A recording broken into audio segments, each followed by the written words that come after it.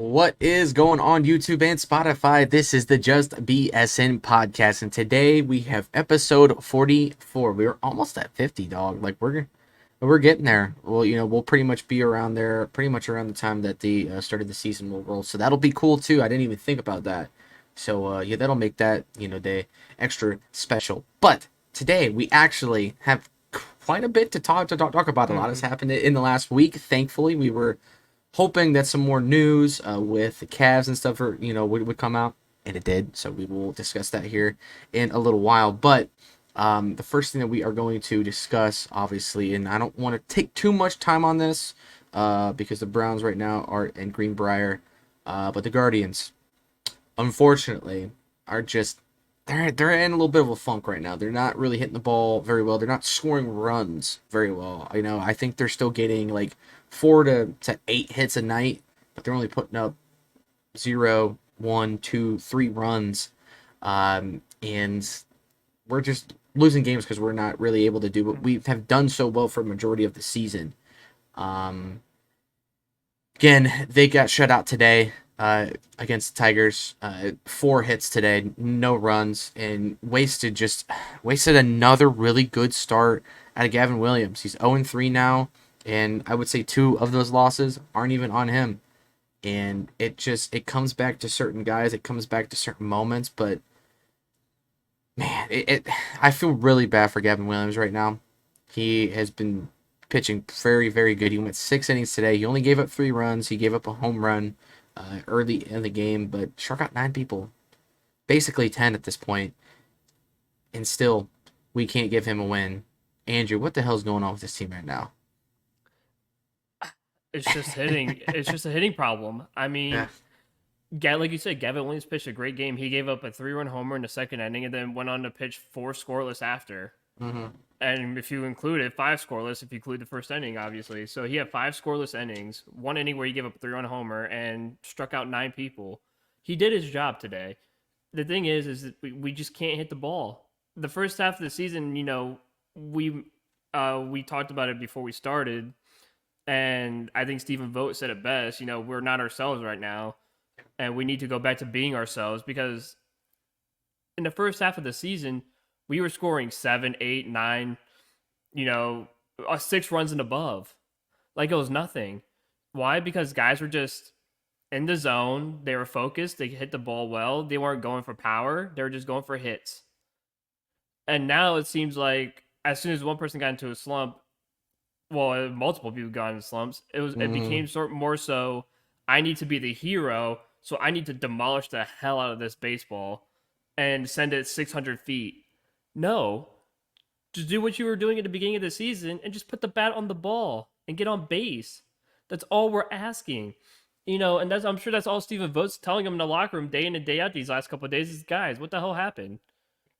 The first half of the season, you guys weren't focused on crushing the baseball. You guys were just focused on just getting a hit, hitting the ball. You weren't worried about how far it went. You were just, I got to put the bat on the ball, make a nice smooth swing, and that's it. Now you guys have gotten to a little slump, and now you're trying to kill it. Like, I'm watching these swings. Obviously, I go to all the home games. I'm watching these swings, and these guys are trying to hit it with a 120 exit velo and try to hit it 450 feet. And it's like, guys, that's not like Josh Naylor's swinging. Every time he's swinging, his helmet's flying off his head because he's swinging it so hard. It's like, dude, calm down.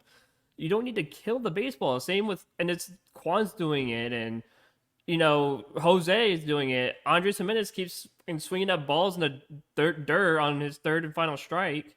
Because, John Kenzie Noel wants to smack the ball every time too. I mean, it's John Kenzie's looking like everyone playing MLB The Show and swinging at everything.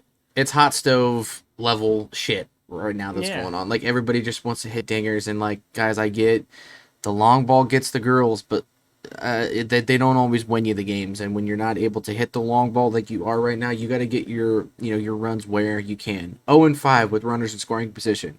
Rocchio, once again, striking out with runners in scoring position. Cannot and has not done shit at the freaking bats, man. He's just been brutal, and he's starting to make mistakes in the middle of the field, which, when you're already playing this bad, you can't even afford that.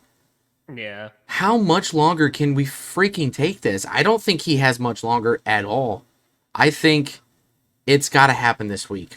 Well, and we discussed this before, and it's been all over Twitter now. And there were rumors of Rokio cleaning out his locker the other day. Yeah. So there's signs of either Rokio is probably gonna get sent down here in the next couple of days, or he's a part of a package deal and he's gone. Yeah. And that's why I wanted to kind of go into, because I saw and heard this today, and someone mentioned you get rid of Rokio, Arias, and I believe it was Juan Brito, and you go out and get Eric Fetty from the White Sox as a Wow. starting pitcher. I was like, I don't mind that. No. I don't mind that at all, because Brito has been injury riddled. He has, like, yeah, he's good, but he's just very injury riddled. He's okay. He's been performing okay in the minors this year.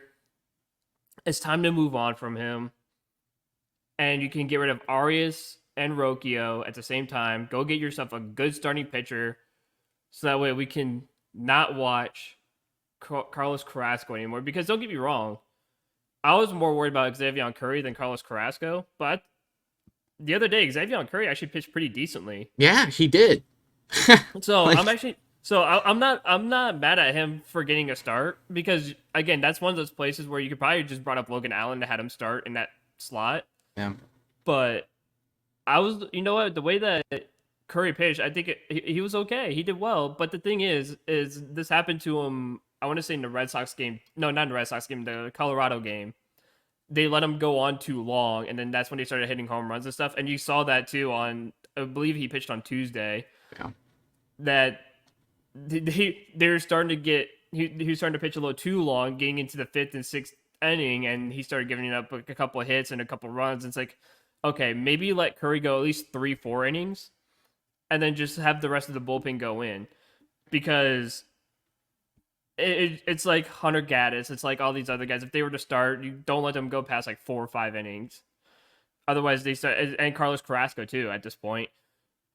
So I'm okay with Curry starting if he's going to pitch like that. Yeah. But I'm the one thing I'm not okay with is watching Carrasco struggle, watching Rokio struggle. I'm not okay watching that anymore. And again, Carlos Carrasco, you could put in the bullpen.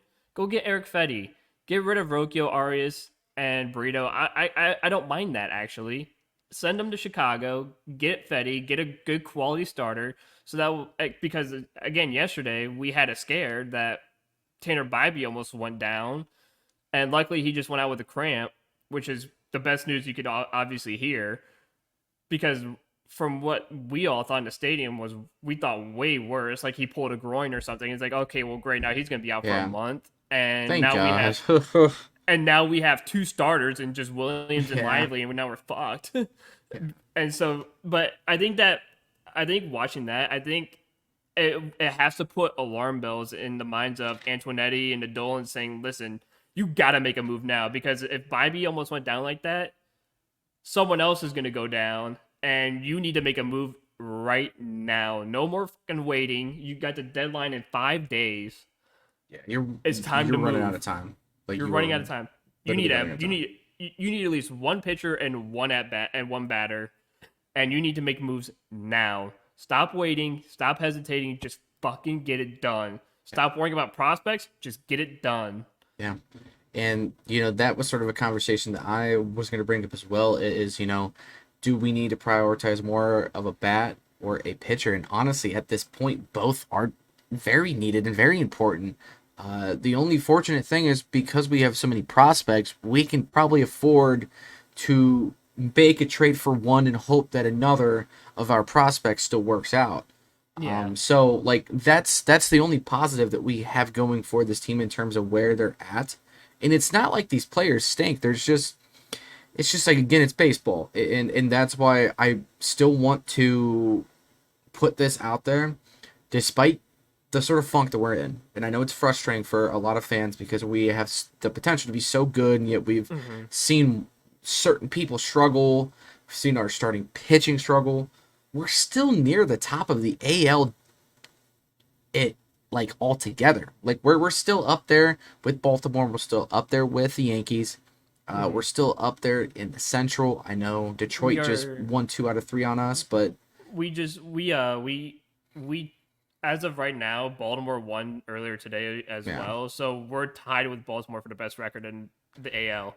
So not And all hope is lost. The whole like the sky is not falling and completely we yet, and and that's we what I want to reiterate. well, yeah, we split with Detroit today too. Yeah. Like after today's loss, we split 4 games with Detroit today, And now we're on to a tough series against the Phillies.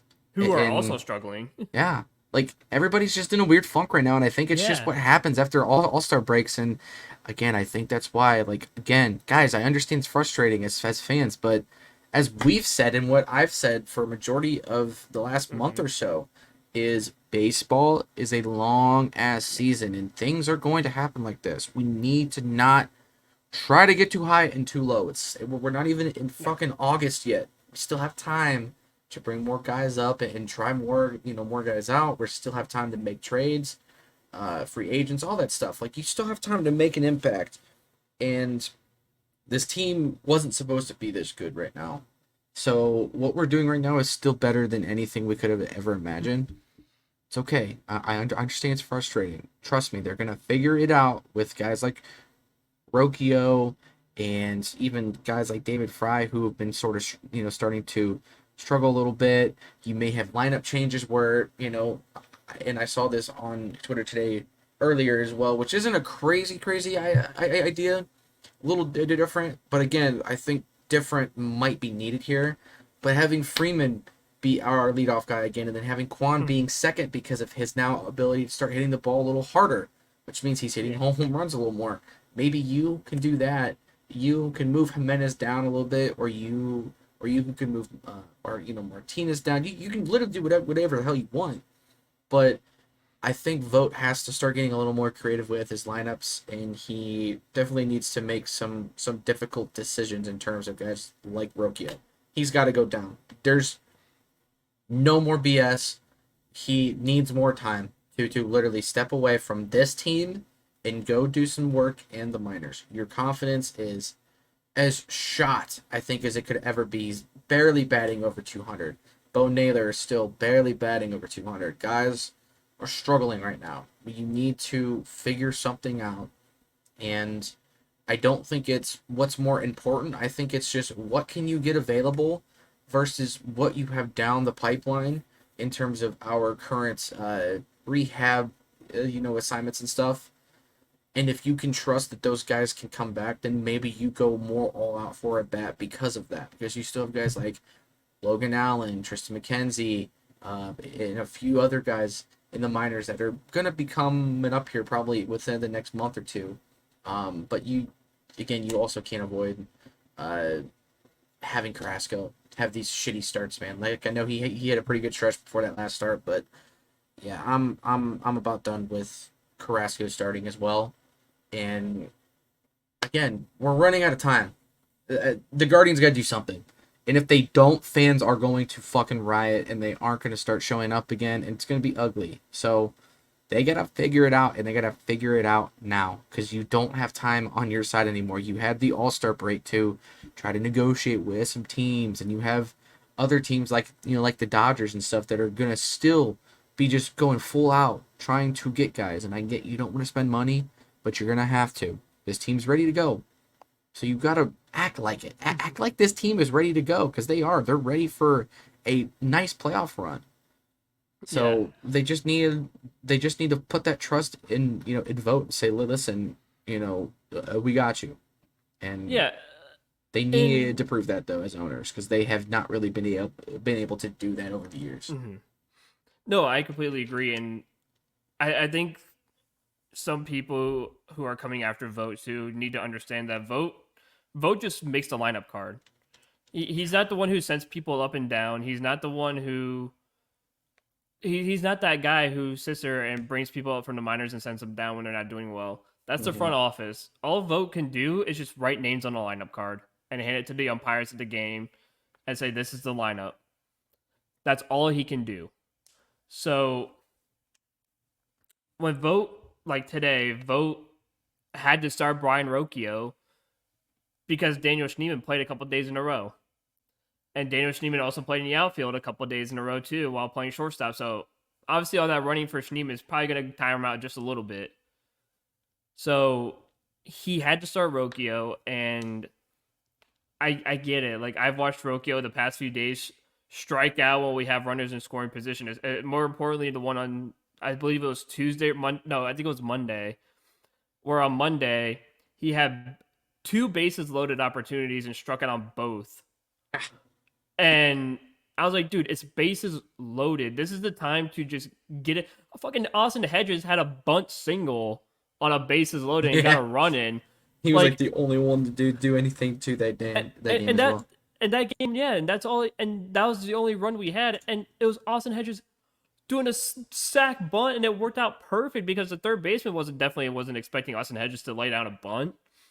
And if I'm Rocchio, I'm like, damn. Should I have done the same? Should I just lay down like a squeeze bunt or something? And he's faster than Hedges. He probably could have beaten out the throw it as well. And I can't watch Rocchio strike out anymore, especially like today when we had John Kenzie Noel on third base. I get it, there's 2 outs, but you have to come up with something. And striking out on 3 pitches isn't it. That's not something. That's me wanting to strangle you. Like, we have to be better, and I don't see how the Dolans, and again, I don't know how much Antonetti has a say, because I know the Dolans do a lot of controlling. Yeah. But I don't see how they can enjoy watching Brian Rocchio every day. I don't understand how they can sit there and just watch some of these guys just struggle day in and day out and be like, yeah, it's fine. I mean, the market's just too hard to make a trade or a deal right now. It's like, no, you're just not fucking trying. That's all it is. Like, they don't want to spend the money. Yeah. They never have, really. Trust me, we're Cleveland fans. We know better. Yeah. We know damn well you probably sent a text message to the team that said, hey, what about this guy? And then you'll say, well, we tried. We just got denied. Like, we know your ass didn't try. You saw what they wanted. You said, ooh, I don't know if I can give up a Brian Rocchio or a Gabriel Arias for this kind of guy. And it's like, no, you can. You're unwilling to give up prospects. And that's the issue. Is the Dolans are too in love with their prospects. And like, well, this guy's really good in Double-A Akron and stuff. It's like, yeah, he's good, but there's no chance he's ever going to get called up ever. So he's wasting his whole career in Akron when, yeah, he could probably go be a major leaguer somewhere else. And guess what? Just for someone like him, you can go and get a good quality pitcher. You can go get a good quality hitter that can play right now for the Guardians. Yeah. Like, we have to stop wasting these opportunities because, well, and there's articles out there now, and this is why I bring up guys like Eric Fetty or John Gray from the Rangers, or who else is there? Eovaldi. There's one more. It's not Kikuchi. It's someone else. I don't know. I can't think of his name right now, but Yeah, I don't know. the guys I just named have small contracts. They're very good. Oh, Jack Flaherty, who pitched against us yesterday. Yeah. They have small deals. Their deals worth around like $5 million on our contracts and stuff like that. They're small contracts. All of them are the second best pitchers on their team. Yeah. So you're not going after the main guy. You're going after some of the solid pitching. Just consistency is all you really need. Yeah, because I'm okay. And I told this to other people the other. I'm okay with getting Flaherty or Fetty. Yeah. And then if you want to get a rental, you go out and get Kikuchi as a rental until Matthew Boyd comes back. Yeah. So, but it's all on what the Dolans want to do, and it's never anything. And it sucks to say that because we have the opportunity to repeat 2016 and make it to the World Series and maybe even try and win it this time. And you'll hear other Cleveland shows talk about it. we played a couple of playoff pitchers in the last couple of days since All-Star break. If you can't hit or play against them, you're not getting anywhere in the playoffs. No. You're gonna Oh, get you'll get killed by Baltimore. You'll get killed by the Yankees. You'll get killed by all these other teams. You'll get killed, but you'll probably get killed by Minnesota at this point. Yeah. You're gonna get killed by these guys, and all you have to say is, "Well, we tried to get somebody, but we really didn't try. But we made a text message saying we did try, but in reality, we didn't want to give up, this guy in Lynchburg Hillcats and a low A ball, and we just didn't want to get rid of him. He's so quality. We just couldn't do it. And it's like he's probably not gonna get called up ever. Get rid of his ass and get a quality starter now. mhm. Like, it makes no sense to me why they hold on so much to these prospects. The only prospect you should be holding on to are Chase DeLauder and Kyle Manzardo. And Ralphie Velasquez and the guys you just drafted. Yeah. Those are really the only. yeah. Those are really the only prospects you should be sticking with and keeping around. Everybody else is up for game. Everybody And else is up for bid. and honestly, even some of these guys that are playing right now should be up for conversation as well. Because it's not like everybody right now is really showing up consistently. Yeah. There's a few guys that are like untouchables. And honestly, for me, it's the Nathan Bros, it's Jimenez, it's David Fry, it's guys like that, Schneeman.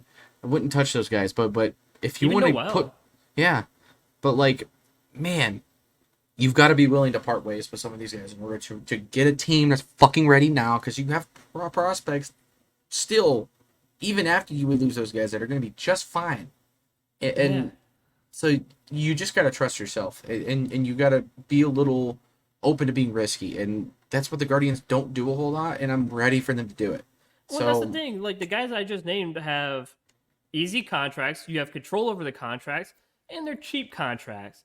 You're not spending a shit ton of money at Yeah. all, and you keep them. And I think the most on their contracts is 2 years left. So you have these guys for the next year or two, and bada bing, bada boom, it gives you a chance to again draft more pitchers, either buy more pitchers, and just do whatever you want. yeah, Because I still think, and I think it was Jason Lloyd who said this, I agree that we need a starter, a batter, and I would not be opposed to getting maybe one more guy in the bullpen yeah, just to keep that bullpen elite. Because if you're not going to get a starter or a hitter, then you might as well get another elite bullpen arm to make sure that your bullpen is just completely at this. Like, we're already Yeah. unhittable as a bullpen, but you might as well make it completely unhittable at that point Yeah. because you don't want any run. Which again, today the bullpen did phenomenal. They didn't give up a single run at all, or barely even a hit. So you have to. I think if you want to go to cheaper end, I think you could skate away with a bat and a bullpen arm if you want to go super cheap. yeah. But if you want to compete, I think you get a solid arm and a solid bat. And again, that's the point. Is we just want to see something. And Yeah. if you're unwilling to do that, then again, that just as And fans, please- it just makes us feel like you're just not ready to compete. And please, no more Spencer Howards. Yeah, Please. he already got sent back to the minors as well. Well, I think they just DFA'd him. Yeah, I don't So know it's what like, happened, but he's gone. You literally took him from the Giants when you played him, said, we need a pitcher, so we're going to take Spencer Howard, and then you threw him in for a game, gets crushed for like 6 runs in like 3 innings, and then you're like, you're going to the minors, and now you're probably going to get DFA'd. So I was like, what was the point of that? That was stupid of you to do that. You were trying to escape by thinking like, oh, we got a pitcher. See, guys, we got a pitcher. We did it. We got a pitcher. We could turn him around. And it's like Noah Syndergaard last year where he was just complete and utter shit. Like, I don't get it. And now I've heard also talks too. They're talking about like, oh, well, we can bring back a Meta Rosario. We could bring back Cal Quantrill. Which actually, I wouldn't mind taking Quantrill back because he's still pitching very well in Colorado. So he'll be decent, but I think you can do so much better. I think you can go out and get a Fetty, get a Flaherty, get it someone Yeah, who's there's- solid. There's opportunity for us, and it's not like we're paying these guys a lot of money, you can afford to spend a little money. And You have. I yeah, don't know, man. I'm tired of it. the thing is too, the Yankees, the Orioles, and some of these other teams are gonna go after the bigger names like the Scoobles and the Crochets, Yeah. which makes it easier for you to go get a Fetty and a Flaherty, who pitch just like Tanner Bybee Yeah. and Gavin Williams, and are good arms, and you don't have to watch fucking Xavier Curry or Carlos Carrasco. Yeah, I'm Like, done with that. I'm done with so it. tired of it.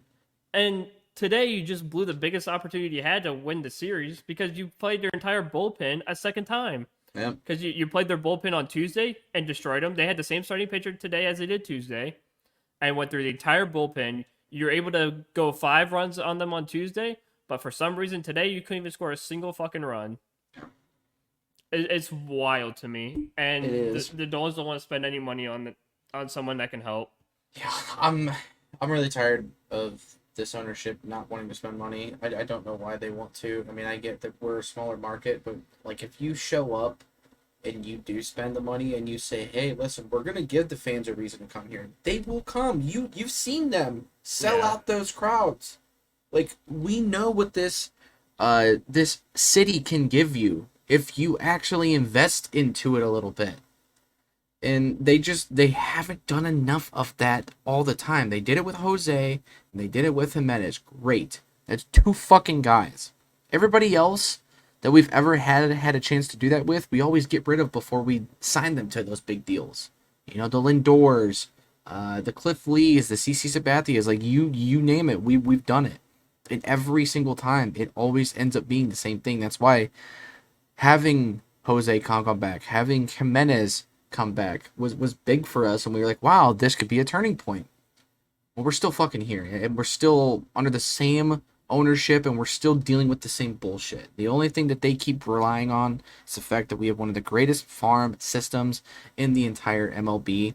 And yes, that's great, but if you're not able to get these guys to actually get on the field and they can't produce for us, what is the point of stacking up on all of these prospects? And that's what we keep saying. So, it is what it is, but they're running out of time. Hopefully by the next episode, we will have something for you guys on that, but I don't want to spend too much more time on the negative right now because honestly, the vibes, other than that in Cleveland, are fucking immaculate because the Browns are in Greenbrier right now for the second year in a row. Which, first off, before we get into anything else with that, what is your thoughts on the Greenbrier thing? Because I think it's one of the most low-key genius moves I think Stefanski could have done for this team because it's gotten them so close together as just a unit, and they come back with the majority of the same guys they did it with last year.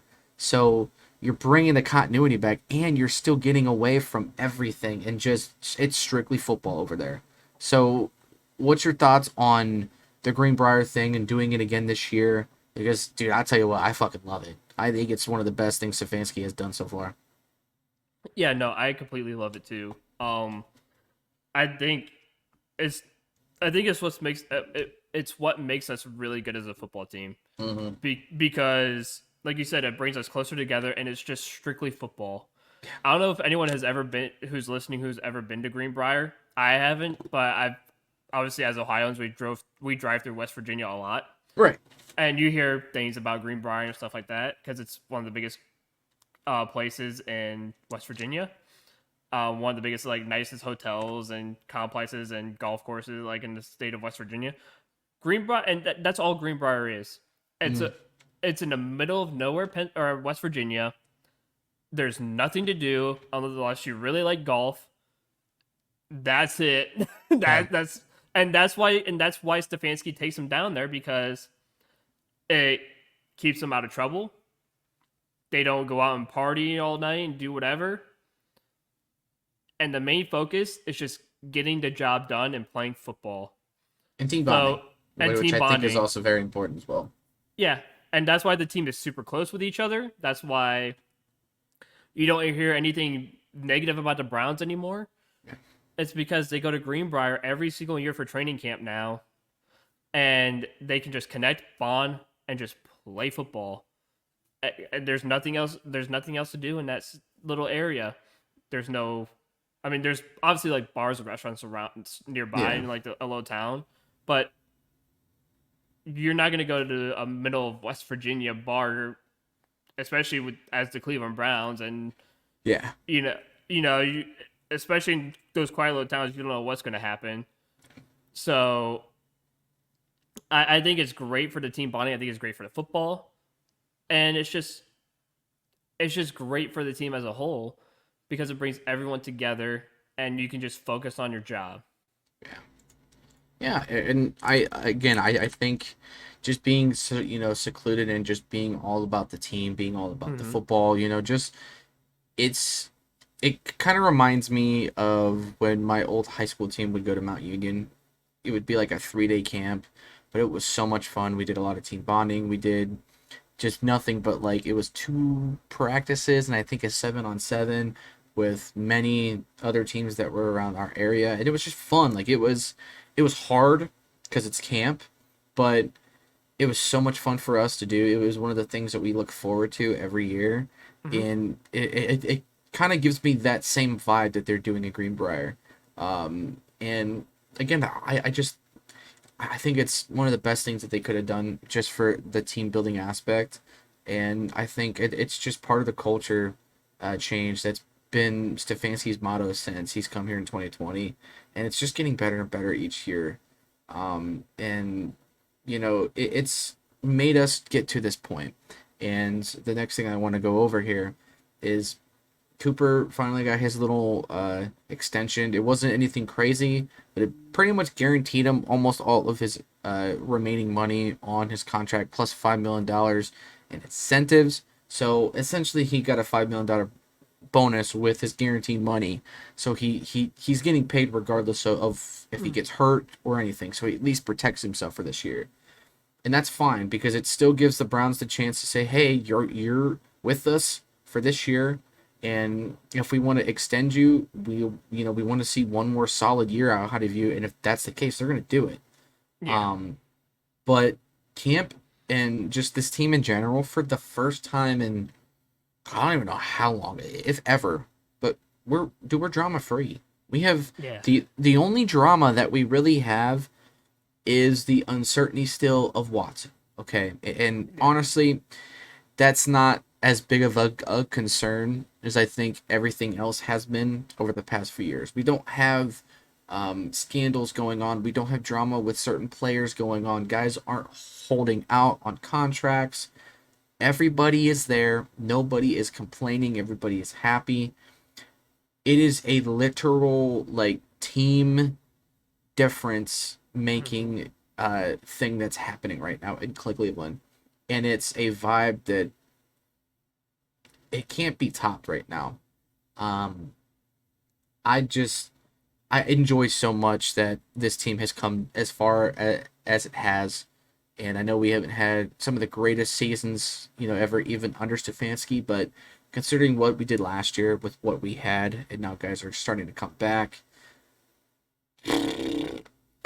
I don't know how we can't be excited as fans. Like, and all of the disrespect we keep hearing again in the media, again, it's just more fuel to the fire as we said last week. But I mean, I know you can say with me here that the vibes are just 10 out of 10 right now. Yeah, the vibes are just immaculate right now, and everything you said is just to true perfection. I mean, Coop got his deal, and we heard the interview he had today where it was just about the guarantees. It was nothing else. He has no bad blood with the team. Obviously, You know, it's just he wanted about to the be here, he and he want he wants to made be that here. clear in that interview. Yeah, he wants to be here. He made it very clear. The only problem he had was the guarantees because again, like he said it best, and this is with pretty much every player who holds out for a contract is because they go into camp and a lot of them get injured. And when they don't have guarantees, it's hard to afford those injuries. Yeah, So he said that best. He goes, I want to go into camp with a clear mind, knowing that in case if I do get injured, I have guarantees that I can recover and get back on the field. I'm good. And that's all there. It has nothing to do with the length of the deal. It has nothing to do with anything else. Just listen, I just want a guarantee so that way if I do get injured, I have a clear mind and clear headspace. And that's all it is. And that's usually with about like 90% of the league anyways when they hold out on contracts. It's just the guarantees. Because again, you take so much beating on your body that you need that certainty into your mind, because otherwise that does affect play a lot, is that people have that on their minds like, well, I'm going to play hard, but I also don't want to get injured because I don't have any guarantees. And if I get popped, I'm fucked. Yeah. And that's all it is. And so now Coop got his guarantees. He's got a good, clear mind. He's focused on football, and if we extend him, we got him for the rest of his career, basically. And I'm completely happy with that because he's an elite wide receiver, and I'm happy with him. Yeah, and you know, again, it just gives you your insurance on this year only, and that's really all you should be worried. You should be worried about at this point of the season is we're getting ready to start the season. Let's just worry about the guys that are going to be in the building right now, Yep. and we will worry about extensions and contracts later on. The only other guy that I think you should be worrying about extending is JOK, which I think will eventually happen. I bet it'll be similar to what we did with Delpit, where we kind of wait and see what he does during the season, and then by a certain point, they're gonna be like, "All right, yeah, extension. Like you're good. Like you're here." And I'm sure they told him that too. Like, Yeah. listen, we're gonna wait. We're gonna see how you perform, and if you perform well, we'll Yeah, rate your you payday up. will become Your payday will because come. he Just play well. because he has the potential to be a top 5 linebacker in the game in general. He's already sort of going to that projection right now. So if he can just continue what he's doing, he's going to get his payday, and the Browns are going to have no issue at all paying him. So I don't see that as a huge worry right now, and he still wants to be here. There's no like bad blood, right? So again, like everything is fine. You know, and then we got news about the early pup list right now. So guys like Newsome and Tomlinson got some minor surgeries. Tomlinson just sounds like he got a knee scope, so nothing really like super major. And I guess Newsome got surgery on his hamstring. But according to Stefanski today, he said that the guys should be ready by week 1. So I'm personally not really overly concerned with that, or you at all, because I mean when I heard that I was like, it's still July. Like we still have time for these guys to heal up. Yeah, it's all good and well. I mean, like you said, we have 5 or so weeks until the start of the season, 6 weeks until the start of the season. I mean, yeah, I know you get preseason in 2 weeks. Is your first preseason game, which I'm. But it's not super like those excited about. guys are supposed to be playing. No, and that's the thing. Those guys won't play, and I'm glad guys like Newsome found an injury and said, "Listen, my I'm gonna hamstring's take kind care of of messed this up. now. Yeah. I'm gonna take care of this now. Get my surgery. Take care of it now, so that way I am ready by week 1. I am healthy and good to go." And it's the same with Tomlinson. He got a knee scope, so they're gonna determine whether or not he might need surgery, and if so, cool, he'll get his surgery, and again, he'll be ready by week 1 or try to be ready by week 1. And so it's just guys doing some. It's just guys again. What we talked about with Coop, it's just their guarantees, and they're saying, "Listen, I got my guarantee. I'm gonna get my surgery, and I'm gonna make sure I'm ready by week 1. We're not gonna screw around. I'm not gonna go to camp and mess it up even more. I'm just gonna take care of this right now." Right. And we wish we could say the same about Tristan McKenzie, but we can't. but we're done with Guardians talk for right now. But I had to bring that up. Yeah. Because you wish he would just drown got surgery, but yeah, no, I'm glad guys who are on the pup list are taking care of themselves. They're getting surgeries, they're getting checked out, they're keeping themselves ready to go, getting ready for the start of the season. And again, that's nothing you can't ask for. Like that's all you can ask for. It's just guys wanting to get healthy and stay healthy. So Exactly. and the pup and it forces, and the thing is like the summer pup list, you're allowed to be ready by week 1. Yeah. Because it's not like the week before the season you go into pup list a week before the season. Now you have to miss the first 4 games guaranteed. Almost the first 4 seasons guaranteed. Like that'd be ridiculous. That'd be crazy. Yeah, You miss it. No, you miss the first 4 games. Yeah. Are guaranteed. So I think that's why I like the summer pup list more, is because the summer pup list allows you the opportunity to get ready by week 1. It gives you a chance to. I get it. You're missing camp. You're missing training and stuff like that. But it's all But well and good. it also like they're really not.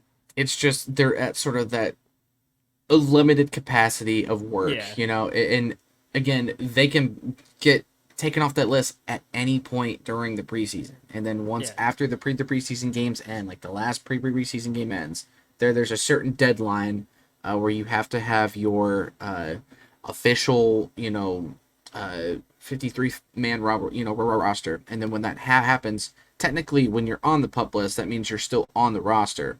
When yeah, IR happens, you're technically not until you get off IR. So yeah, that's the real big difference with that. So at the end of this, the preseason, if yeah, let's say Chubb and Conklin are still on that pup list, then they would just go on IR for the first 4 weeks or however long that they decide they need to put yeah. either of those guys on there. So that's really all that means, and so I don't want Browns fans to look at that and be automatically like, oh shit, we got 6 guys on pup list. It's not a huge deal, especially right now. We're just starting camp out. I think this is just a lot of precautionary, trying to And, get guys like Conklin and Wills mhm. especially back into the flow of things.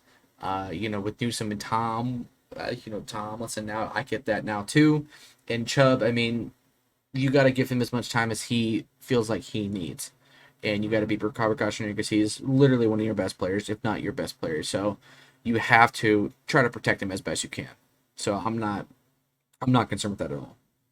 No, not at all. And like you said, I would be more worried if they were on the pup list and whatnot a week before the season starts. That's when Mm, you would start worrying about, are they going to be ready for yeah, the season? Yeah. yeah, So are they getting ready to come back? So um that's when you start worrying about the IRs and the pup list is like, okay, so a week before the season, the last preseason game ended last week. This is not good that these guys are still on the pup list. That's when you start right, panicking a little bit. yeah, So, but right now in the middle end of July, it's nothing to worry about. It's just again, guys getting surgeries now. Guys are getting scoped and checked out. yep, It's right now. There's the health precautions of what do I need to do to be ready by week one, and that's what yep, they're going to the doctors. They're going to the trainers saying, "Listen, this is what I need to get ready by week one. yeah, If not, then I will be happy to go on IR for the first 4 weeks and just recover and get ready for week 5 because yeah, again the first 4 weeks don't seem like they're overly difficult besides the Cowboys game. yeah. So I think in terms of like Nick Chubb missing the first 4 games, I think we'd be fine in that regard. Right.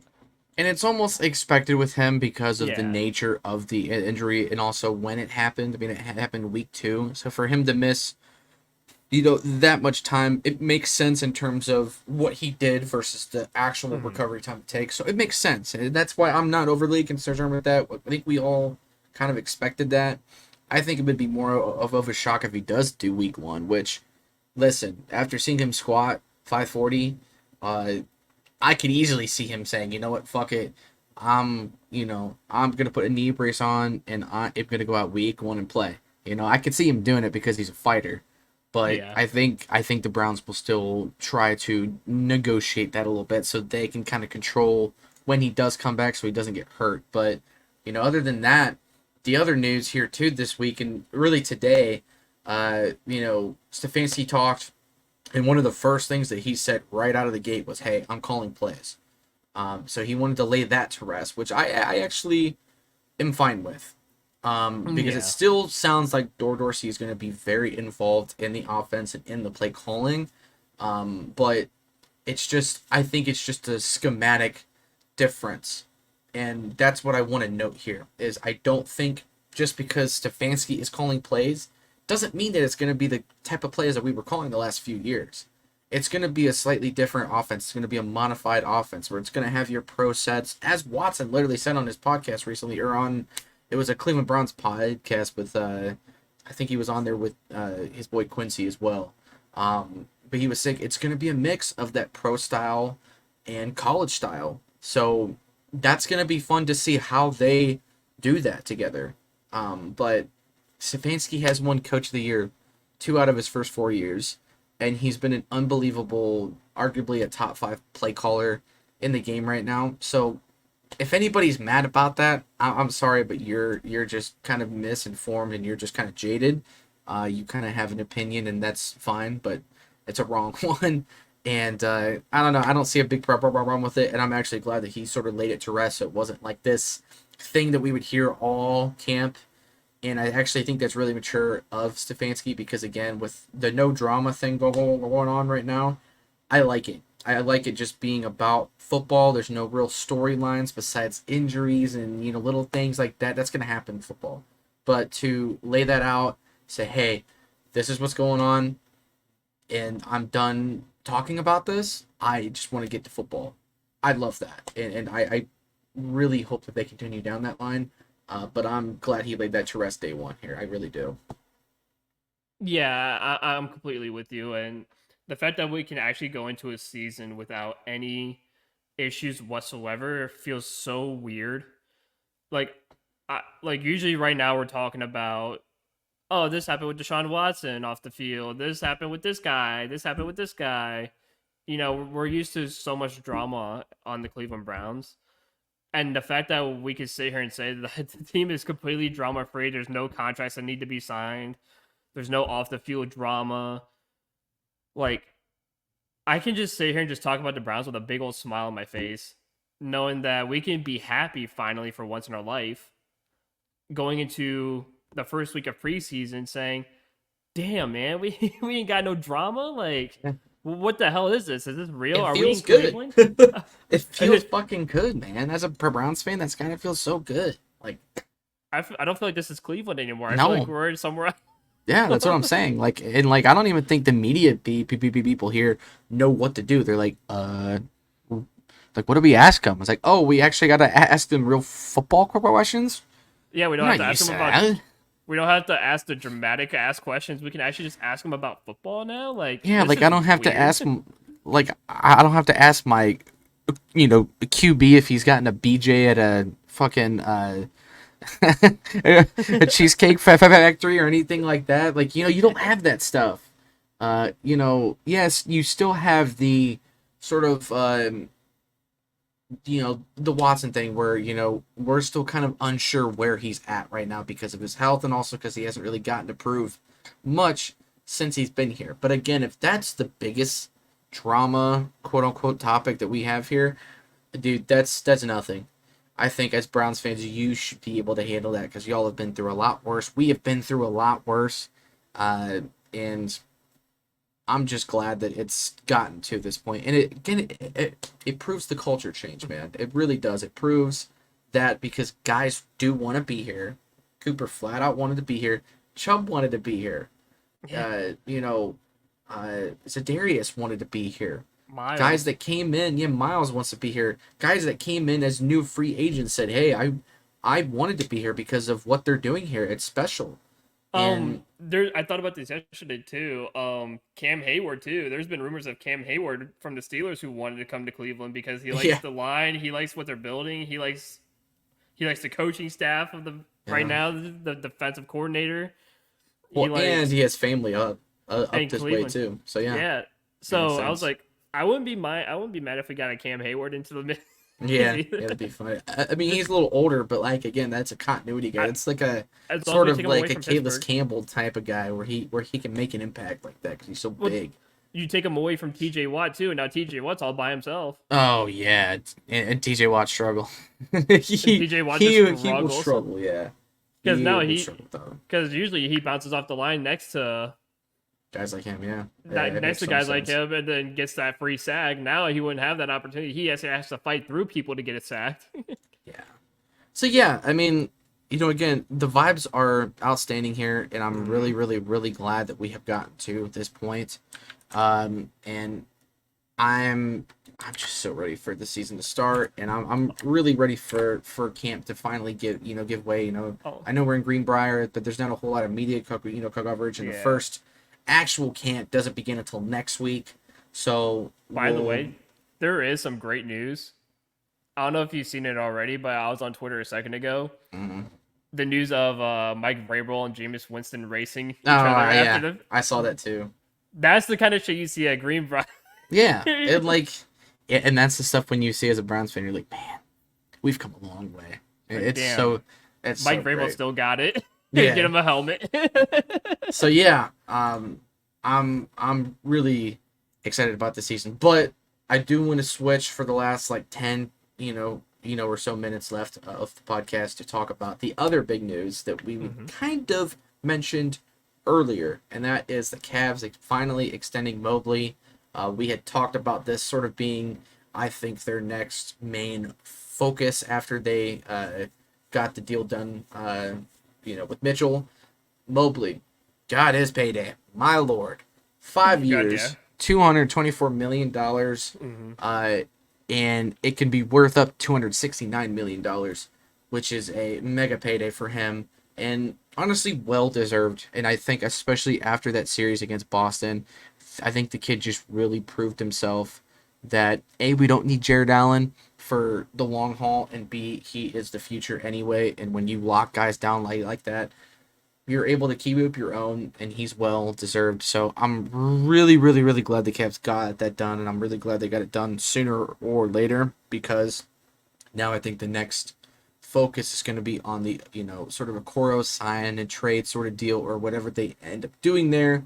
But I think this is when you're going to start hearing us maybe add on some free agents, some smaller contracts, and potential smaller trades with certain guys that they may want to get out of a contract to either upgrade or just simply get out of the contract. Whatever the case may be. But your initial thoughts on the Mobley deal, because I know as soon as it hit, we were both just like, fuck yeah, let's go. Like I'm so happy they got that done.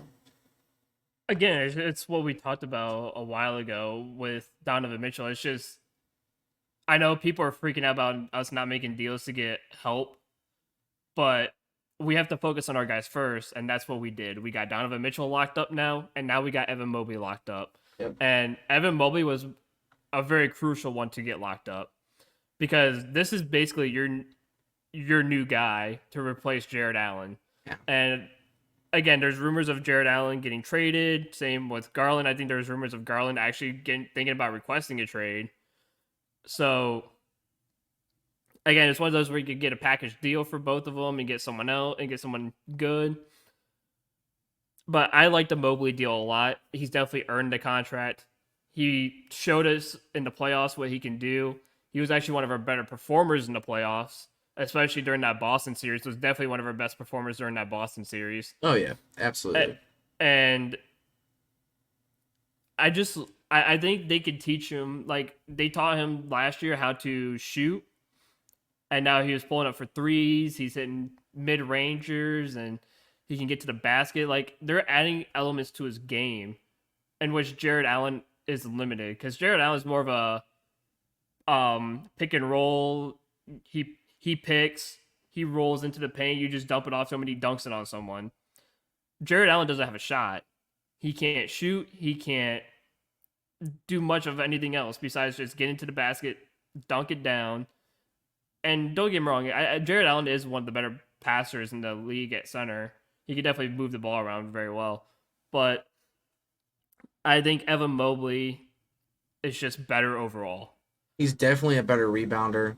Definitely better rebounder. Definitely more physical down low than Jared Allen is, which is wild because Jared Allen is a fucking beanpole. Like, he should be able to hunch over people like nothing and be able to grab offensive rebounds like nothing. He just can't.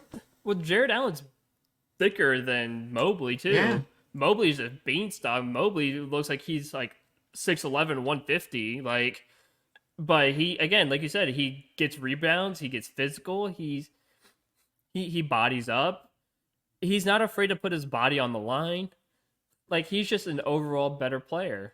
Yeah. So I think he's definitely deserving of that contract. And I think there's questions of, what do you do with Jared Allen now? Does he stay? Does he go? What happens to Jared Allen? Do you bring him off the bench? Do you keep him and just bring him off the bench as bench help at this point? Be an expensive bench help, but Exactly. But it could be needed. Yeah. If he goes down. So, and this is just my initial thought on that, because I didn't even really think about that. But if they don't end up moving on from him like before the season, I think Jared Allen could be a guy that they could move on mid-season, like during trade deadline. That is definitely realistic, Mhm. especially if he struggles. Because again, with the amount of money that they're paying him as well, they got to make a decision on who's going to stay and who's going to go. Because you're going to need, in order for this team to be able to compete with the rest of the league, and especially uh, that for freaking conference in general, the Knicks got better. The Celtics kept all of their big guys and added some better guys. Philadelphia got better. Like, these teams are getting better, and the Mhm. Cavs really haven't done anything besides keep their own. And don't get me wrong, that's good. You definitely needed to keep, Donovan, and you definitely needed to keep, Mobley. But you got to start making decisions here soon as well, because you're going to have to compete. And I know Dan Gilbert is up there, and he understands that.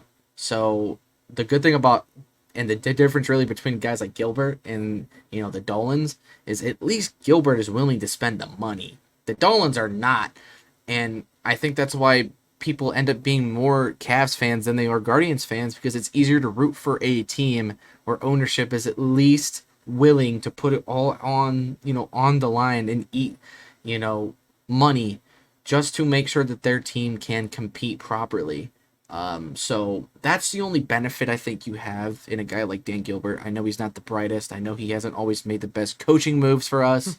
But he made it happen with LeBron in 2016, and just with that whole team in general, he made the sacrifices. He ate all of those tax cap things that he needed to just to make that team work and make it able to win a championship, and you at least know he's willing to do that. So Mhm. we'll see what else they do. They obviously still have a little bit more time than say the Guardians do right now, to be able to do that stuff. And this Cavs team is still very good. Like we were just very hurt last season. Like if we were Yeah. at full capacity against Boston, that is a completely different series in my opinion. And I don't think there's one per person that watched that series that couldn't have agreed. I thought we were the only team in the East that could have competed with them had we been at full capacity and full strength. And that's not even really an opinion. I think that's more so fact at this point because Boston ran through the rest of the conference. So, um, it's not like the Cavs are bad, but the Knicks got better, and the Knicks are our kryptonite. They've always seemed to have our number, and so you gotta honestly be better than them for this next upcoming season. So we will see what the Cavs end up doing, but the important thing is keeping your own, keeping your big guys that really stood out, and Mobley and Donovan were the two best guys during that entire playoff run, and there's literally no contest. And so now it's about who ends up staying and who ends up going, and that's been a conversation that we've had for the last few weeks. We'll see how dormant the Cavs end up being right now. But I do think the sort of a Coro sign and trade uh, type of deal is probably going to be next up. Like I really think that's going to be their next priority. They're probably trying to look for specific suitors for that, and there's still plenty of guys available. So it's there's not not all hope is lost there. The Cavs are definitely in a much better spot. So just good to get the Mobley deal done, and it's just another big dub for the Cavs because Mobley's going to be a stud for us for a pretty freaking long time, in my opinion, and being able to keep him and Donovan, I think they absolutely eat together, and I also think Garland does very well with Mobley as well. So, uh, running it back with those three alone is going to do wonders for us. We'll see what Jared Allen ends up becoming for us and what he ends up being in terms of the scapegoat or not. But all of the rumors that we've heard over the past month or so are saying that they want to keep that core four around. So that may remain true for a while. And that's why I say if a trade happens, it'll be mid-season at trade deadline. Yeah, I completely agree. I think the trades, if they do happen for the Cavs, it's more closer to the deadline. I think they're going to test out the core four together one last time. It's all depending if it works or not. In a sense, if it works, then obviously the core four will stay. If it doesn't work, then there's some changes got to be made, Yeah. and it's all depending if Darius Garland can get back to averaging almost 20 points a game, if it can be Allen getting more physical and getting more rebounds and putting up more double doubles and whatnot. Like Yeah. they have to figure out how to mesh together. And I know we talked about it could have been the misuse of JB Bickerstaff, Yeah.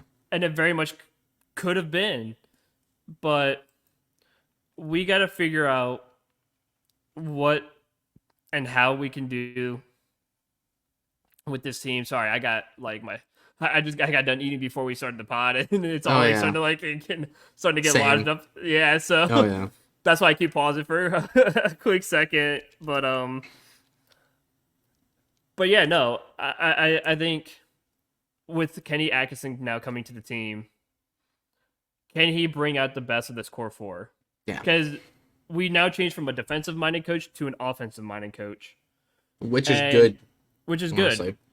Because can he re-unlock Darius Garland? Can he unlock Jarrett Allen? Can he fully unlock Evan Mobley? Yeah. And obviously Donovan Mitchell is just Donovan Mitchell. Yeah. There's no issues there. But I truly believe that Kenny Atkinson can do something, because I think JB just I want my heart to believe that it was just JB Bickerstaff. That's all I want. But if I know for the first like month Garland is struggling to hit 20 points, and I mean even at this point 15 points, Yeah. because he obviously watching him, he's been hitting just under 15 points per game. If he can pass 15 and get back to his old like 20 points per game, if Allen can consistently get a double double, sitting with Mobley, and if Donovan Mitchell can just keep doing what he's doing, then I have no doubt in my mind that it was just JB Bickerstaff was the problem, and JB just had to go, and he was the reason we got held back. If not, then I do definitely believe that there's a chance that Darius Garland and Allen need to go. And and again, like we talked about earlier, gotta figure out maybe what to do with Isaac Okoro. Are you gonna do a sign and trade with him? What are you gonna do with Isaac Okoro at this point in time? Are you gonna wait until midseason with those guys to trade him, or are you gonna do it now? See if you can't get at least one bench guy to come off the bench and help out. So there's definitely still questions in the air for the Cavs. It's not it's not drama free like the Browns. There's still some questions you have to figure out. But I think the right move was to sign your two players, and Mitchell and Mobley, and get them extended and make sure they're happy and good, and get your head coach, which you did. Yep. So at least the more important things on the checklist are checked off. Now you can settle in and figure out what you're going to do with Darius and Jarrett and Okoro. Are you going to do something before the season, or are you going to wait until midseason at the deadline? So Right. there's still questions that need to be answered, but I think for the Cavs, it's a wait and see until the deadline, because I think they want to see if this core four works. Now, with Okoro, you could do a sign and trade right now and just get a, kind of like what you had like a Ricky Rubio or like Yeah. a Rondo, kind of like just a bench option just to come out and just help be a leader and be a good player for the team. So there's definitely still some things to iron out for the Cavs, but I think this team will definitely look a lot better than last year for sure. Yeah, they will. And I think getting rid of JB was a big, thing. I just think Yeah. it just came down to a difference in schematics in terms of what the players wanted versus what he wanted. And Yeah. I think you've solved that. Then you give the players a chance to say, okay, if that really was the problem, then we're going to run it back. If you guys are continuing to struggle with the same things that you struggled with under a different regime, under a different coach, That is you too. then it's on you, and then you're next. So I don't think that it's the worst idea to let them play it out a little bit, give Yeah. them that sort of 25 to 30 game stretch, and if you have a thing where like with when we had LeBron first come back and it was Deion Waiters and Kyrie couldn't get involved, well then you got rid of Deion because Deion was a problem. It can be a similar situation like that with even guys like LeVert and Niang and other guys that struggled in the playoffs and haven't really lived up to what expectations they were supposed to live up to. So I think the Cavs are okay in giving them the chance to prove themselves as players, because they did what they were supposed to do in terms of the coaching. So I'm not mad about it, but there's definitely still some questions to be answered, and I do think there are still some moves that they will make. It's more so of a matter of when and who. And Yeah. other than that, it seems like a majority of this team is going to run it back. And that's fine because they were destined to be very good, and they just got an injury bug at the worst freaking time. So we'll see what ends up happening. But that's pretty much all I got today. I don't really have anything else that we need to speak on. Obviously, a lot happened this past week. Is there anything Yeah. else that you think we missed, or anything you wanted to chime in before we get off here? Yeah, Dolans, do your fucking job. Get us some fucking players, please, and thank you. Seriously. Yeah, we're all getting tired of that. So I really hope within the next few days that they don't wait until, the fifth day to make any sort of moves. And if they go the whole time and they're silent, that doesn't spell good for me. And there's gonna be a lot of disgruntled and very angry fans that are already disgruntled and angry with you. There's gonna be even more. So get your shit together, Dolans. I just wanna- And if you do, we'll love you. I'm about to be like the song "Stand" by Eminem. Yeah.